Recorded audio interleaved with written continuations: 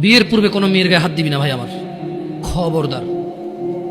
বিয়ের পূর্বে কোনো মেয়ের সাথে কথা বলবি না, খবরদার। তোর যোগ্যতা নেই ওর সাথে কথা বলার। তুই কে রে?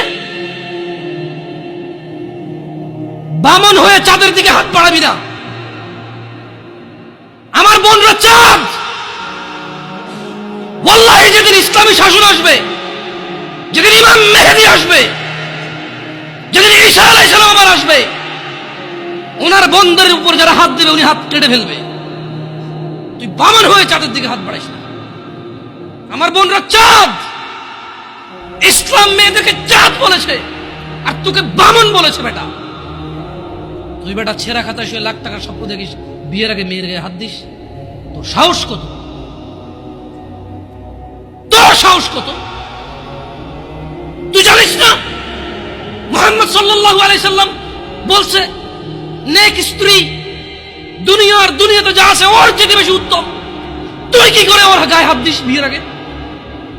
তোর সেই যোগ্যতা আছে বল?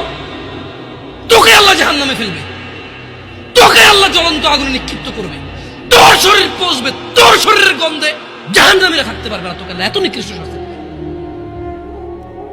কেন? কারণ তুই এত বড় জঘন্য কাজে লিপ্ত হয়েছিস।